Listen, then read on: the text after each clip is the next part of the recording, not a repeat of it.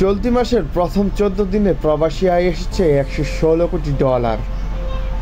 চলতি মাসের প্রথম 14 দিনে দেশে 116 কোটি 72 লাখ মার্কিন ডলারের প্রবাসী আয় বা রেমিটেন্স এসেছে। বিদায়ী আগস্ট মাসে সব মিলিয়ে এসেছিল $222 কোটি। ফলে চলতি মাসে প্রবাসী আয় বৃদ্ধি আশা করছেন বাংলাদেশ ব্যাংকের কর্মকর্তারা।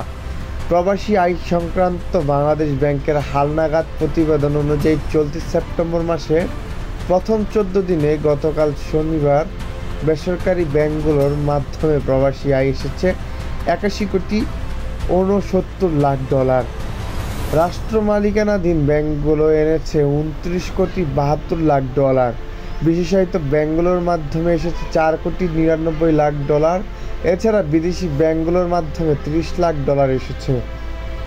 আওয়ামী লীগ সরকারের পতনের পর প্রবাসী আয় ইতিবাচক ধারা ফিরতে শুরু করেছে। আগস্টের প্রথম সপ্তাহে ইন্টারনেট ও ব্যাংকিং সেবা বন্ধ থাকার পরও আয় বেশি আসে। ছাত্র জনতার আন্দোলনে এক পর্যায়ে অনেক প্রবাসী বাংলাদেশি দেশে আয় তথা রেমিটেন্স না পাঠানোর ঘোষণা দেন। তবে 5 আগস্ট আওয়ামী লীগ সরকারের পতন হলে তারা আগের চেয়ে বেশি আয় পাঠানোর জন্য প্রচার শুরু করেন। এর ফলে প্রবাসী আয় বৃদ্ধি পায়। সেই ধারা এখনও অব্যাহত আছে। বাংলাদেশ ব্যাংকের তথ্য অনুযায়ী জুলাই মাসে প্রবাসী আয় এসেছিল $191 কোটি, আর গত বছরের আগস্ট মাসে এসেছিল $160 কোটি।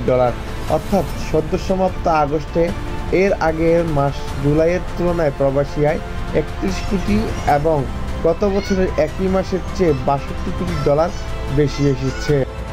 Dhaka 24 desk report.